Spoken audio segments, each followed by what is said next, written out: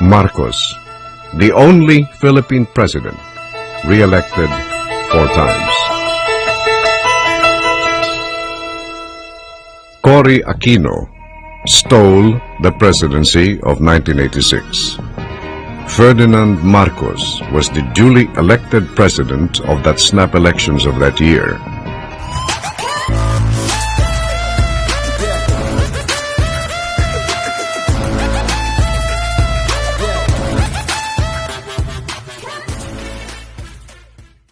Kamusta mga sadik? Welcome back sa ating channel. And for today's video, mayroon ulit tayong nakukuhang impormasyon nung panahon ni Ferdinand Marcos ang kanyang mga nagawa. In just 20 years, napakarami niyang nagawa. Pero yung ibang presidente, 6 na taon, ang laki-laki ng budget. 1 trillion, 2 trillion, walang nagawa. Si Marcos almost 400 billion lang. Pero napakaraming nagawa. So panoorin natin yung mga lumang video noon nung panahon ni Marcos at kanyang mga nagawa. So tara! Ito ang totoo ng nangyari nung panahon ni Ferdinand Marcos at ang kanyang mga nagawa noon. Tara! Before, we used to say that being president is to a certain extent about character. We can say that being president of this country is entirely about character. Government is choosing. Government is prioritizing. And during his watch, President Ferdinand Marcos cannot always be on the right. He must take up matters as a whole to make things perfect for the country and not only for the foreign hands that have always been manipulating us. Marcos knew then that the international proponents of free trade did not conceal their underlying and motivating belief that the nation state is obsolete and the whole world must be transformed into a global village where a nation's economic sovereignty is surrendered to those who run the International Monetary Fund, the World Bank, and the World Trade Organization. With his wife Imelda by his side, Ferdinand proved to be a dynamic, innovative, and forward-looking leader with self-sufficiency for the country as his immediate goal. He laid down the foundations of the nation's economic infrastructure by building more and better national roads, bridges, public edifices, which he later dubbed as concrete monuments to progress. In order to make Ferdinand's dream house a home, Imelda reflected, what makes a home? Love. And what is love made real? Beauty. What was the beautiful tradition, values, art that we had as a people? So Imelda built the Cultural Center of the Philippines to be a monument to the Filipino spirit, to give standard, to give identity, because there was a crisis of identity for Filipinos. This was followed by the Folk Arts Theater, the Institute of Arts in Makiling, the Philippine International Convention Center. As time passed, they forgot how Marcos tried to control the prices of oil and other commodities and struggled to put up industrial projects that could have given more jobs and lifted the nation's economy. Imelda had to face the trial of the century in New York, charged with stealing $43 billion from the coffers of the government when the nation's budget for 20 years of Marcos' rule reached up to only $32 billion. Simple arithmetic. With his meager Ilocano budget, as it were, President Marcos embarked on a massive buildup of roads, bridges, and other infrastructure projects meant for the betterment of the country's economic structure. Sad to say, the succeeding presidents had little to show, despite their huge benefits. A summary of government expenditures from 1966 to 1997. Number 1. President Ferdinand Edralin Marcos, 1965 to 1986. 20 years, 486 billion 273 million. Number 2. Liit lang, oh. President Corazon Aquino, 1986 to 1991. 6 years. 6 years 1 lang. trillion 77 Oh! billion 895 million. Anong nagawa? Number Shit! 3. President Fidel Ramos, 1992 to 1997. 6 years. Ito rin. 2 Ito rin, trillion 237 Ooh, ang billion laki! 907 million from the National benta! Statistics Ano ba yan? Office. Grabe. On the Sobrang core laki. of the family, which is the barangay, 1/4 lang ang he budget ni made the Marcos political kay system more Ramos. grassroots and Kalahati lang kay extensive Cory Aquino. by adopting the barangay Tapos, system, napakaraming which nagawa. enabled the smallest units of the system, to which the core is the family, I to can't believe participate this. in the democratic process by making them responsible for administrative and legal functions within their barangay. The barangay leaders and officers were made elective in the respective communities. It was through the barangay where his concept of a participatory democracy found its tangible roots. When the first barangay election was held at a time when the country only had a population of 51 million, 3 million were elected to represent 42,000 barangays. Serving as a co-pillar to the democratic vision of President Marcos was the creation of the Ministry of Human Settlements and entrusted to his wife, the First Lady, Imelda Marcos. As Governor of Metro Manila and Minister of Human Settlements, Mrs. Marcos conceptualized and implemented her program of delivering 11 basic needs to Metro Manila residents. 1. Water. 2. Electricity. Yes. 3. Food through agriculture. 4. Clothing through cottage industries. 5. Livelihood or the economic base. 6. Medical services. 7. Education, culture and technology. 8. Ecological balance. 9. Sports and recreation. 10. Shelter, which includes housing and land use. And 11. Mobility, which includes roads. She constructed housing units known as the Bliss Homes, coupled with livelihood projects. This provided not only low-cost dwelling units but also income for the less fortunate residents.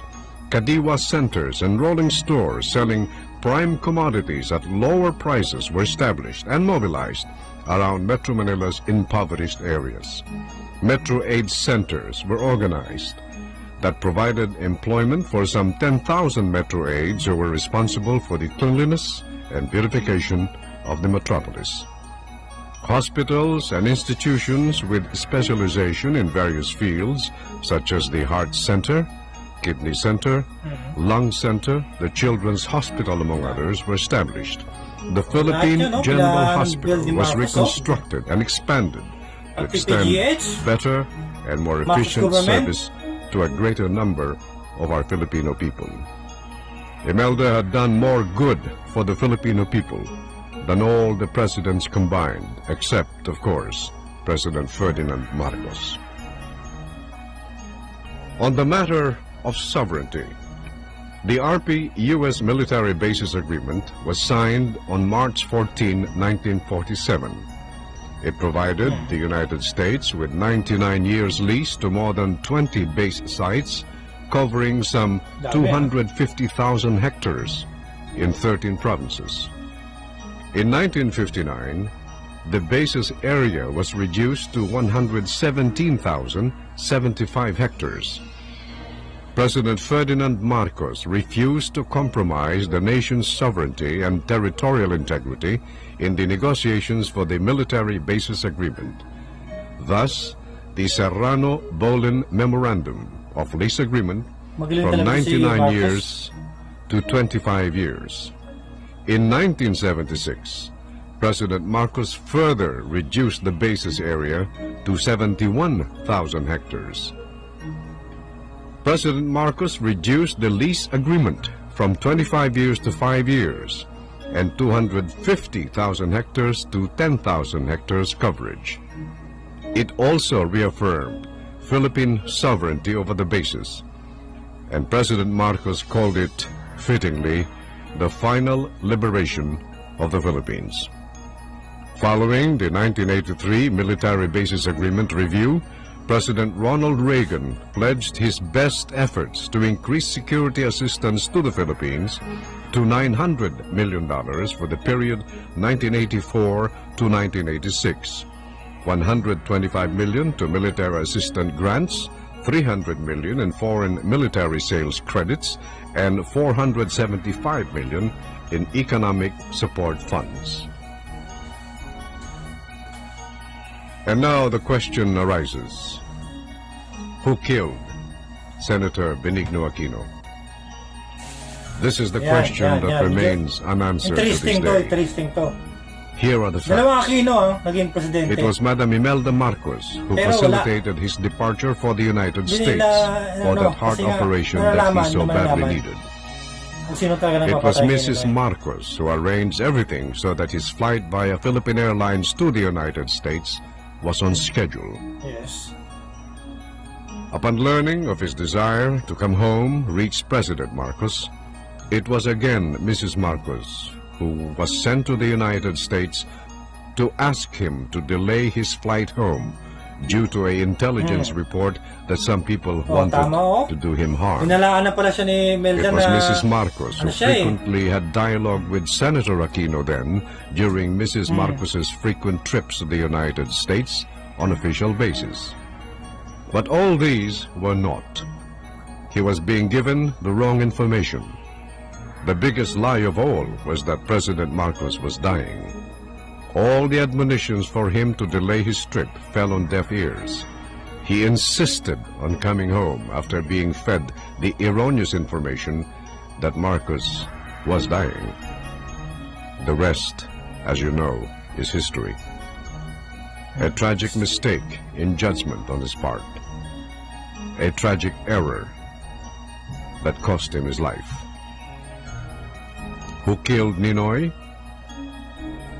Let it be enough when we say maybe whoever did him in still walks amongst us. On the question, was Marcos a dictator? The answer, Hindi. no. Marcos Yes, was a tama, great di talaga. Democrat. Yes. A dictator never calls for an election. 16 elections. One in November 9 of 1965. Two, November 14 of 1967. Three, November 11 of 1969. Di siya. Four, November 10 of 1970. Five, November 9, 1971. Six, April 7, 1978. April 27, 1978. 8, May 7, 1979. 9, May 27, 1979. 10, January 30, 1980. 11, June 16, 1981.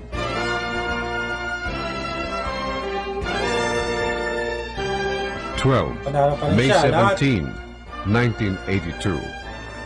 13, June 17, 1982. 14, May 14, 1984. 15, February 7 of 1986. Kay Cory din. Marcos, Panalo din siya dito eh. the only Philippine president 26 stop election. re-elected Ayan, no? 4 times. 1 milyon ang lamang, oh. Mahigit? Cory Aquino stole the presidency of 1986. Ferdinand Marcos was the duly elected president of that snap elections of that year. The winning margin of President Marcos was more than 1 million votes. 1 million? Marcos was proclaimed the winner by the Philippine Congress and sworn into office by the Chief Justice of the Supreme Court.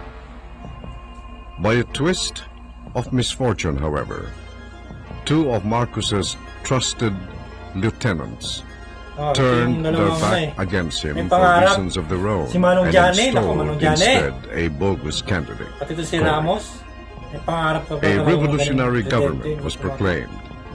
Elected officials of the country were removed.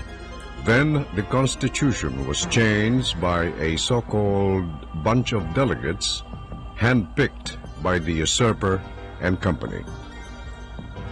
The rest is a dark chapter in the Philippine political history.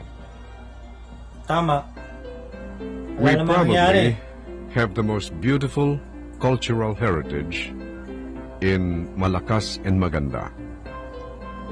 It is a balanced tradition where one must be strong, the other beautiful. One provides the house and the other provides the heart that makes it a home. Thus, Ferdinand and Imelda epitomizes the cultural partnership that is akin to Malakas and Maganda. Legend has it that both souls came from one bamboo split in the middle to signify the importance of each other. Nowhere in the cultural history of any nation mirrors this idea of love and partnership than in this country, the Philippines.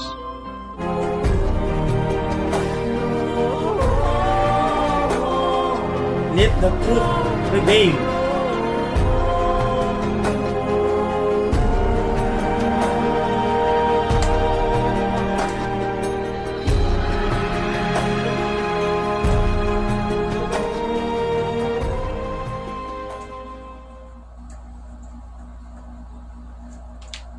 So yun na nga, no? So maraming nabulag nung panahon na yon. Maraming na sa revolution. Hindi yun sa revolution eh. Ang tawag doon is sa rebellion. Diba? Tapos, nung sa budget, grabe. 486 billion ang budget ni Marcos just in 20 years, ha? 6 years lang ay Korea gino 1 trillion. Tapos kay Ramos naman 6 years din 2 trillion. Anong mga nagawa? Wala. Walang progress ang Pilipinas. Lalo pang nalubog. So yung nung napanood ko yung Made in Malacanang, so very tragic ang nangyari sa buhay ni na Ferdinand Marcos at yung kanyang pamilya, no. So grabe. Mabuti na lang at meron pa siya mga tapat ng mga empleyado noon panahon na yun. Tapat na mga tauhan. So sana namulat din kayo sa aking pinakitang video nung unang panahon. Sigurado black and white no? Talaga naman black and white ang panahon ng mga camera noon. So hanggang dito na lang ang ating komentary at reaksyon. Mabuhay ang Pilipinas at mabuhay ang bagong Pangulo. Mabuhay Philippines.